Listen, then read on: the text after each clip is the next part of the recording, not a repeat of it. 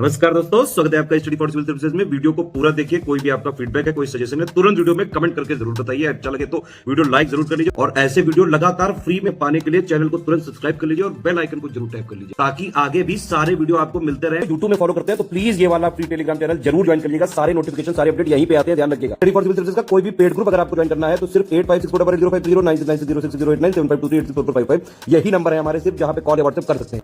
Instagram पे हमारा page जरूर फॉलो कर लीजिएगा, स्टडी फॉर सिविल .सर्विसेज है। ट्विटर पे हमको जरूर फॉलो कर लीजिएगा, @study for civils है। सारे क्वेश्चन अटेम्प्ट करिए और स्कोर अपना तुरंत कमेंट करके बताइए। नमस्कार दोस्तों, आप सभी का स्वागत है स्टडी फॉर एग्जाम्स में। दोस्तों, यह यूपीपीएससी 2023 के लिए सामान्य अध्ययन सीरीज का चौथा वीडियो है। इससे पहले 3 वीडियो आ चुकी है और उसका जो लिंक है इसी वीडियो कमेंट बॉक्स में पिन कर दिया गया है। जो लोग वीडियो ना देखें वो लोग वीडियो जरूर देखें। वीडियो शुरू करने से पहले मैं बताना चाहता हूँ, UPSC RO, BO, UPPSC prelims, BPSC सहित हमारे कई पेड ग्रुप चल रहे हैं। अगर आप इन पेड ग्रुप से जुड़ना चाहते हैं तो दिए गए नंबर पर कॉल कर जानकारी प्राप्त कर सकते हैं। तो दोस्तों, देखते हैं हम लोग पहला प्रश्न। निम्नलिखित में कौन भारत के संविधान में राजनीति के निर्देशक सिद्धांतों में शामिल है? नागरिकों के लिए समान नागरिक संहिता, अंतर्राष्ट्रीय शांति और सुरक्षा को बढ़ावा देना, राष्ट्रीय महत्व के संस्मारकों का संरक्षण। इसके लिए 4 ऑप्शन दिया गया है। ऑप्शन आप लोग पढ़ लीजिए। भारत के संविधान में राजनीति के निर्देशक सिद्धांतों का जो वर्णन किया गया है वह भाग 4 में किया गया है और उसमें जो है नागरिकों के लिए समान नागरिक संहिता का जो वर्णन किया गया है वह आर्टिकल 44 में किया गया है और अंतर्राष्ट्रीय शांति और सुरक्षा को बढ़ावा देना यह जो उल्लेख किया गया है वह आर्टिकल 51 में किया गया है और राष्ट्रीय महत्व के संस्मारकों का संरक्षण करना जो है यह आर्टिकल 49 में इसका वर्णन किया गया है। और संविधान में राजनीतिक निर्देशक सिद्धांत का जो वर्णन किया गया है वह भाग 4 में किया गया है और यह आपका आर्टिकल 12 से आर्टिकल जो है 36 से 51 तक जो है इसका वर्णन किया गया है। आर्टिकल 36 से 51 तक राजनीति निर्देशक सिद्धांतों का वर्णन किया गया है और इसे जो है आयरलैंड से लिया गया है। हमारे संविधान में आयरलैंड से राज्य के नीति से सिद्धांतों को जोड़ा गया है और यह जो है न्यायालय में न्यायोचित नहीं होता है। राज्य के नीति से सिद्धांत, इस प्रकार जो है सभी जो है इसका सही आंसर हो जाए। ऑप्शन डी इसका सही आंसर है। आते हैं अगला प्रश्न लोग। यहाँ पर संविधान समिति दी गई है और उनके अध्यक्षों के साथ यहाँ पर सुमिलित किया गया है। आपको बताना कौन सा जोड़ा जो है सही सुमिलित नहीं है। प्रारूप समिति डॉक्टर भीमराव अम्बेडकर, संघ शक्ति समिति जवाहरलाल नेहरू, प्रांतीय संविधान समिति सरदार पटेल, संचालन समिति का जेबी कृपलानी। तो इसका जो सही आंसर है वो ऑप्शन डी, संचालन समिति के जो अध्यक्ष थे वह जेबी कृपलानी नहीं थे बल्कि डॉक्टर राजेंद्र प्रसाद जी थे। राजेंद्र प्रसाद जी थे संचालन समिति के अध्यक्ष। जैसा कि हम लोग जानते हैं कि संविधान सभा की जो पहली बैठक हुई थी वह 9 दिसंबर 1946 को पहली बैठक हुई थी और अंतिम जो बैठक हुई थी वह आपकी 24 जनवरी 1950 को अंतिम बैठक हुई थी। और कई बार परीक्षाओं में पूछा गया है टोटल कितनी संविधान सभा की बैठक हुई थी, तो आपकी 22 संविधान सभा की टोटल बैठक हुई थी, जिनमें पहली आपकी 9 दिसंबर 1946 को हुई थी। आते हैं अगला प्रश्न लोग। समुद्र शक्ति अभ्यास के संबंध में यहाँ पे 2 स्टेटमेंट दिया गया है। यह एक वायुसेना अभ्यास है और यह भारत और इंडोनेशिया के बीच आयोजित किया जाता है। केवल एक, केवल दो, दोनों या इनमें से कोई नहीं। इसका जो पहला स्टेटमेंट है यह गलत है। समुद्र शक्ति जो अभ्यास है यह वायुसेना अभ्यास नहीं, यह नौसेना अभ्यास है। नौसेना अभ्यास है। और इसका दूसरा स्टेटमेंट यह सही है। समुद्र शक्ति अभ्यास यह भारत और इंडोनेशिया के बीच नौसैनिक अभ्यास है। तो केवल जो है दूसरा ऑप्शन इसका सही होगा। और इसका जो पहला संस्करण आयोजित किया गया था वो वर्ष 2018 में इसका पहला संस्करण आयोजित किया गया था। इसका जो ऑप्शन बी है वह सही है। 100वां संवैधानिक संशोधन एक्ट किनके बीच लैंड बाउंड्री एग्रीमेंट से संबंधित है? भारत और नेपाल, भारत और म्यांमार, भारत और भूटान या भारत और बांग्लादेश? तो यह जो संबंधित है 100वां संविधान संशोधन यह भारत और बांग्लादेश के बीच लैंड बाउंड्री एग्रीमेंट से संबंधित है। इसका जो ऑप्शन डी है वह सही है। और यह जो संशोधन हुआ था वह 2015 में यह संशोधन हुआ था और इस संशोधन के तहत बांग्लादेश को भारत से जो है 111 परिक्षेत्र मिला और भारत को जो है बांग्लादेश से इसके परिप्रेक्ष्य में 51 जो परिप्रेक्ष्य मिला था, परिक्षेत्र मिला था। और ये आपके भारत और बांग्लादेश के मध्य एग्रीमेंट है। इसका जो ऑप्शन डी है वह सही है। आते हैं अगला प्रश्न लोग। संसद के 2 सत्रों के बीच अधिकतम अंतराल 6 महीने से अधिक नहीं हो सकता। दूसरा जो स्टेटमेंट है, राज्यसभा में किसी भी कार्य को करने के लिए गणपूर्ण सदस्यों की जो संख्या है वह 55 है। इसमें आपको बताना है कौन सही है, केवल एक, केवल दो, दोनों या इनमें से कोई नहीं। तो इसका जो पहला जो स्टेटमेंट है वह सही है। संसद के 2 सत्रों के बीच अधिकतम अंतराल जो होता है वह 6 माह से अधिक नहीं हो सकता है। अर्थात जो है संसद की वर्ष में कम से कम 2 बैठक आयोजित की जानी चाहिए। इसका जो पहला स्टेटमेंट है सही है। और जैसा कि हम लोग जानते हैं कि संसद में प्रत्येक वर्ष जो है 3 बैठक आयोजित की जाती है, जिनमें आपका एक होता है बजट सत्र, दूसरा होता है मानसून सत्र और तीसरा आपका होता है कालीन सत्र होता है। दूसरा जो स्टेटमेंट यह गलत है कि राज्यसभा में जो है गणपूर्ण जो सदस्यों की संख्या होती है वह 55 नहीं होती है, बल्कि वह 25 होती है। और गणपूर्ण जो सदस्यों की संख्या होती है वह कुल सदस्यों का 1/10 भाग होता है। और जैसा कि हम लोग जानते हैं कि राज्यसभा में जो अधिकतम संख्या है सदस्यों की वह आपका 250 है, और 250 के 10 आप निकालेंगे तो आपका 25 जो सदस्य होंगे। इसी प्रकार से लोकसभा में जो सदस्यों की जो संख्या है, जो गणपूर्ण सदस्यों की जो संख्या है वो आपकी 55 है। तो इस प्रकार जो है केवल एक सही है। राज्यसभा में जो गणपूर्ण सदस्यों की संख्या वो 25 है और लोकसभा में आपकी 55 है। तो इसका जो ऑप्शन ए है वह सही है। आते हैं अगला प्रश्न लोग। द्रव बूंद की संकुचित होकर न्यूनतम क्षेत्र घेरने की प्रवृत्ति का कारण क्या होता है? श्यानता, तापमान, पृष्ठ तनाव या घनत्व? तो इसका जो कारण होता है वह पृष्ठ तनाव कारण द्रव बूंद जो है वह संकुचित होकर न्यूनतम क्षेत्र में स्थिर हो जाती है। इसका जो ऑप्शन सी है वह सही है। आते हैं अगला प्रश्न लोग। खजुराहो के मंदिरों के संदर्भ में यहाँ पर 3 स्टेटमेंट दिया गया है। इसका निर्माण चंदेल शासकों द्वारा किया गया था। यह वेसर शैली में बना है। 1986 में इसे यूनेस्को विश्व विरासत स्थल जो है घोषित किया गया है। केवल 1 और 2, केवल 2 और 3, केवल 1 और 3 या 1, 2 और 3? इसका जो पहला स्टेटमेंट वह सही है। खजुराहो के जो मंदिर का निर्माण है वह चंदेल शासकों द्वारा इसका निर्माण कराया गया था। इसका दूसरा स्टेटमेंट गलत है। यह वेसर शैली में नहीं बनाया गया था, बल्कि नागर शैली में बनाया गया था। यह नागर शैली में बनाया गया था। और इसका जो तीसरा स्टेटमेंट यह सही है कि 1986 में से जो है यूनेस्को विश्व विरासत स्थल जो है घोषित किया गया था। तो इसका जो पहला और तीसरा जो स्टेटमेंट है वह सही है। और यह वर्तमान में जो है मध्य प्रदेश में स्थित है। मध्य प्रदेश में स्थित है। और यह जो मंदिर है यह हिंदू और जैन धर्म को समर्पित है। इसका जो ऑप्शन सी है वह सही है। कांग्रेस के किस अधिवेशन में स्वदेशी का प्रस्ताव पारित किया गया था?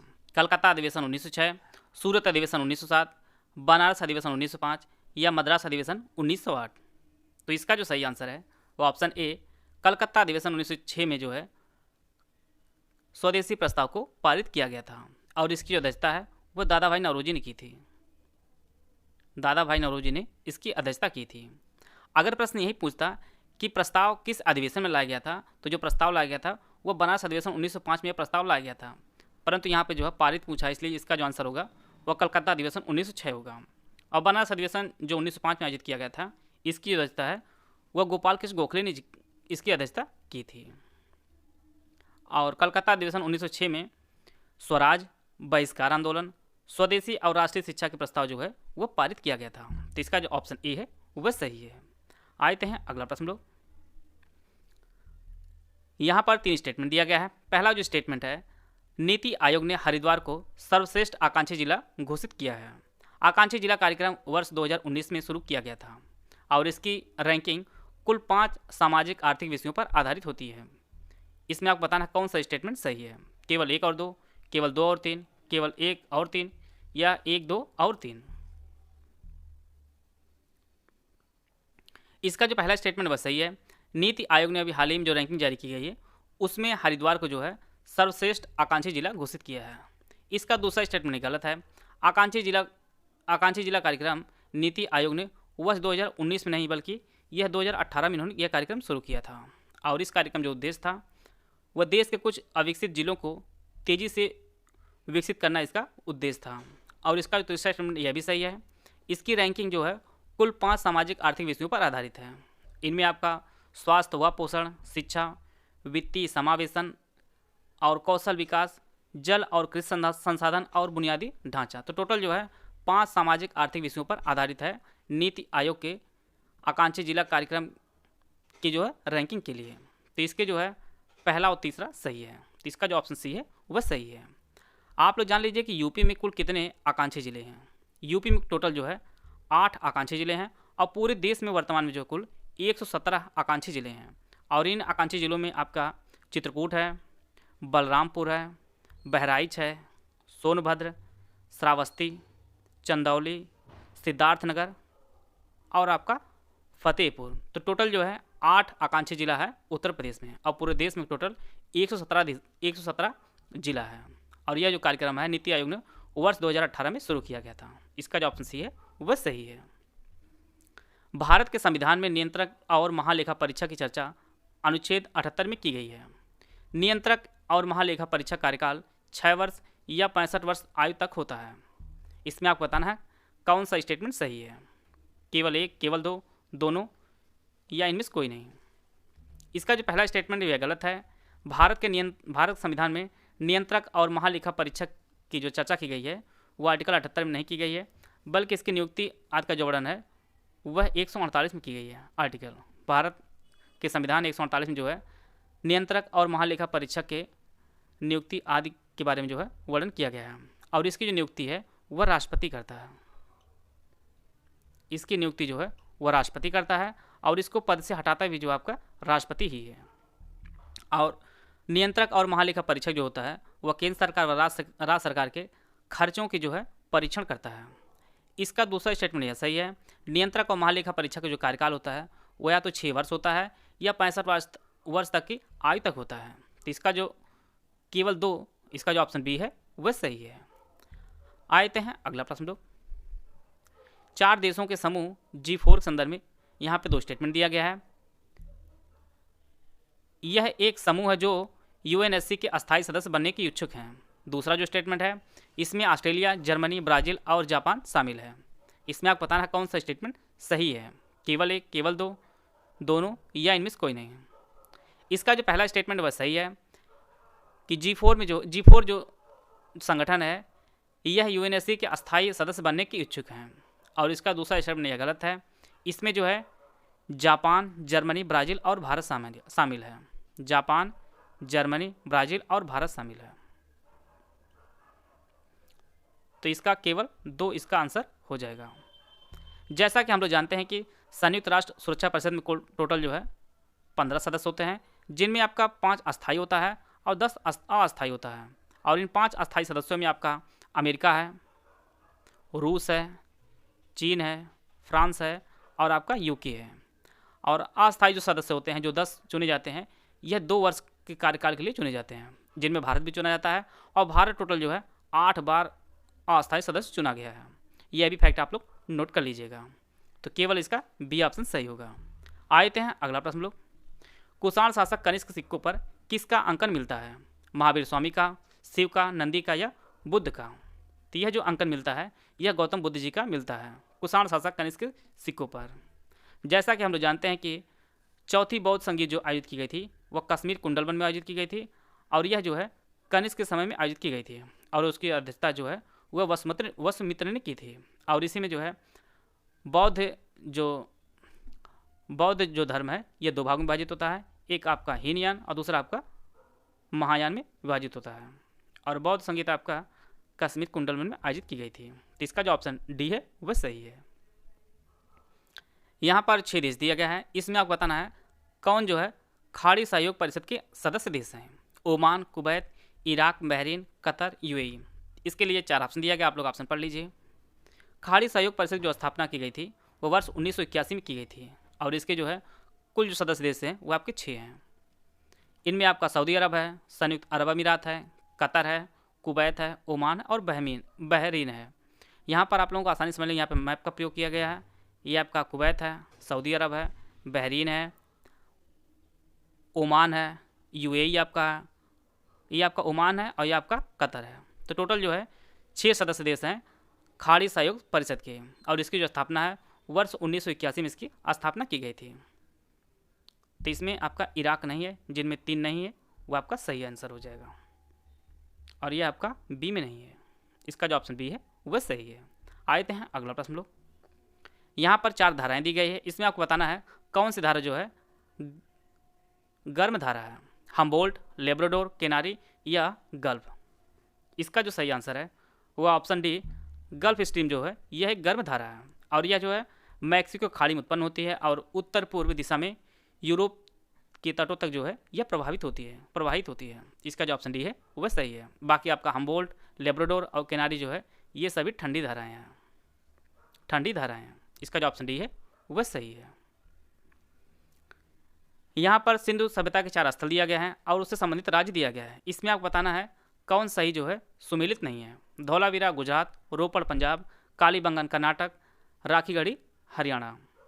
तो इसका जो सही आंसर है वो ऑप्शन सी कालीबंगा जो है यह कर्नाटक में नहीं बल्कि यह राजस्थान में है और यह राजस्थान के हनुमानगढ़ जिला में इसका विस्तार है और इसकी जो खोज है वह अमलानंद घोष ने की थी। अमलानंद घोष ने कालीबंगा की खोज की थी। यहाँ पर जो है लकड़ी के हल प्राप्त हुए थे, जुते हुए खेत प्राप्त हुए थे कालीबंगा से। इसका जो ऑप्शन सी है वह सही है। ख्वाजा मोइनुद्दीन चिश्ती के गुरु कौन थे? सैयद गयासुद्दीन, ख्वाजा हारून, निजामुद्दीन औलिया या शेख अली बिन उस्मान। इसका जो सही आंसर है वो ऑप्शन बी ख्वाजा हारून जो थे यह ख्वाजा मोइनुद्दीन चिश्ती के गुरु थे और यह जो है मोहम्मद गोरी के साथ भारत आए थे। इसका जो ऑप्शन बी है वह सही है। मिशन जागृत किस संस्थान ने शुरू किया है? सेवी, नीति आयोग, रामकृष्ण मिशन या आर्य समाज।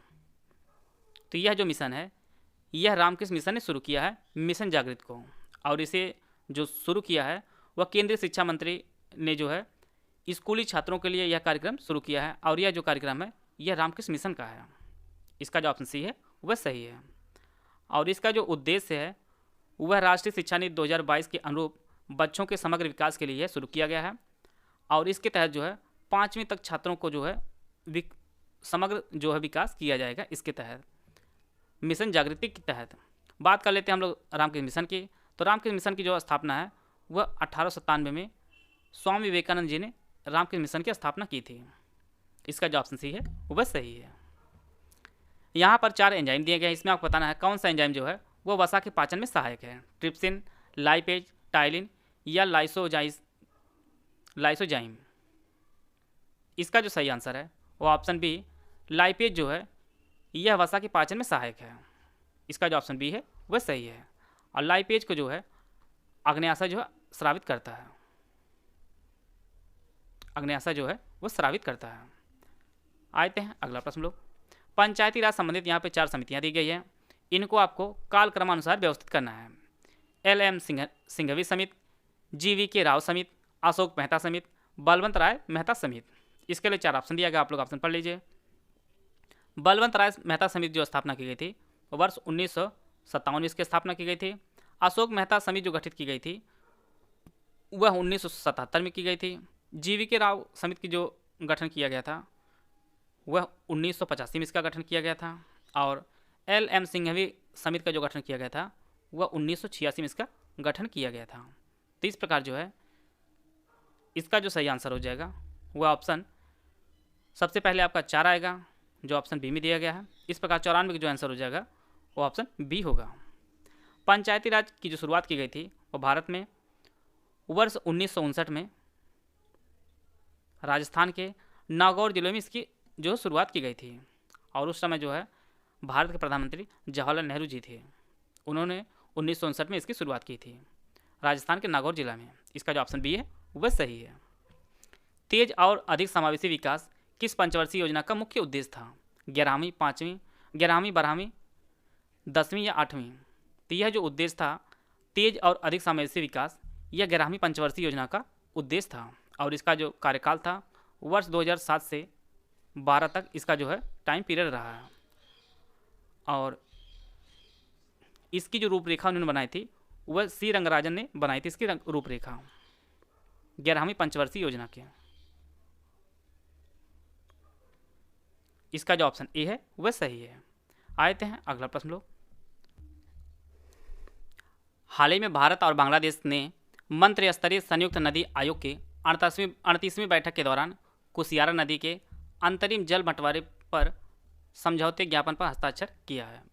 भारत बांग्लादेश संयुक्त नदी आयोग का गठन 1975 में किया गया था। इसमें आपको बताना कौन सा स्टेटमेंट सही है, केवल एक, केवल दो, दोनों या इनमें से कोई नहीं। इसका जो पहला स्टेटमेंट यह सही है कि भारत और बांग्लादेश ने मंत्री स्तरीय संयुक्त नदी आयोग की 38वीं बैठक के दौरान जो है कुशियारा नदी के अंतरिम जल बंटवारे पर जो है हस्ताक्षर किया है। इसका जो दूसरा स्टेटमेंट यह गलत है, क्योंकि भारत बांग्लादेश संयुक्त नदी आयोग का गठन 1975 में नहीं किया गया था, बल्कि 1972 में किया गया था। तो इसका जो है केवल एक इसका सही होगा, ऑप्शन ए इसका सही आंसर होगा। आते हैं अगला प्रश्न लोग। JP movements emergency and India's second freedom नामक जो पुस्तक है ये किसने लिखी है? MG. Ranade, SN. Banerjee, MG. देवा साहयाम या जे.पी. नारायण। तो यह जो पुस्तक लिखी है यह एम.जी. देवा साहयाम ने लिखी है। इसका जो ऑप्शन सी है वह सही है। आते हैं अगला प्रश्न लोग। वित्तीय स्थिरता और विकास परिषद एफडीएससी के संदर्भ में यहाँ पे दो स्टेटमेंट दिया गया है। इसका जो गठन वह वर्ष 2000 में किया गया था और रिजर्व बैंक के गवर्नर इसके अध्यक्ष होते हैं। केवल एक, केवल दो, दोनों या इनमें से कोई नहीं। तो इसका जो पहला स्टेटमेंट यह गलत है। इसका जो गठन किया गया था वित्तीय स्थिरता और विकास परिषद जो गठन किया गया था वह वर्ष 2010 में इसका गठन किया गया था। और इसका दूसरा स्टेटमेंट यह भी गलत है। आरबीआई गवर्नर इसके अध्यक्ष नहीं होते हैं, बल्कि वित्त मंत्री जो है इसके अध्यक्ष होते हैं। वित्त मंत्री इसके अध्यक्ष होते हैं। तो इसमें जो है कोई भी स्टेटमेंट जो है वह सही नहीं है। आते हैं अगला प्रश्न लोग। अखिल भारतीय हरिजन सेवक संघ की स्थापना किस वर्ष हुई थी? 1928, 1932, 1942 या 1919? तो इसकी जो स्थापना हुई थी, इसका जो गठन किया गया था वह वर्ष 1932 में किया गया था, अखिल भारतीय हरिजन सेवक संघ की। और इसका जो गठन है वह दिल्ली में इसका गठन किया गया था और इसे महात्मा गांधी ने इसका गठन किया था। महात्मा गांधी ने अखिल भारतीय हरिजन सेवक संघ का गठन किया गया था और हरिजन के नाम से जो है महात्मा गांधी जी समाचार पत्र का भी प्रकाशन कर देते हैं। इसका जो ऑप्शन बी है वह सही है। पूर्वोत्तर क्षेत्र यानी ईआर में विकास अंतराल को दूर करने के लिए केंद्रीय बजट 2022-23 में पीएम डिवाइन की घोषणा की गई थी और यह जो योजना है यह 100% केंद्रीय वित्त पोषित योजना है। इसमें वर्ष 2022-23 से 2025-26 4 साल की अवधि में 66,000 करोड़ रुपए जो है परिव्यय होगा। इसमें आपको बताना है कौन सा स्टेटमेंट जो है सही है, केवल एक और दो, केवल दो और तीन, केवल एक और तीन या एक, दो और तीन। इसका जो पहला स्टेटमेंट वह सही है। पूर्वोत्तर क्षेत्रों में विकास अंतराल को दूर करने के लिए केंद्रीय बजट 2022-23 जो जारी किया गया है उसके अनुसार जो है पीएम डिवाइन की जो घोषणा की गई थी। इसका जो स्टेटमेंट वह सही है और यह जो योजना है यह पूर्ण रूप से केंद्र सरकार द्वारा चालित यह योजना है। और इसका तीसरा स्टेटमेंट यह भी सही है कि वर्ष 2022-23 से 2025-26 तक 4 साल की अवधि के लिए इसके तहत जो है कुल 66,000 करोड़ रुपए जो है परिव्यय होगा। तो इसके तीनों जो स्टेटमेंट हैं वह आपके सही है। आशा है आप सभी को बहुत कुछ जानने को मिला होगा। वीडियो अगर आपको अच्छा लगा तो लाइक कर सकते हैं, चैनल सब्सक्राइब कर लीजिए। वीडियो को पूरा देखें, धन्यवाद। जय हिंद, जय भारत।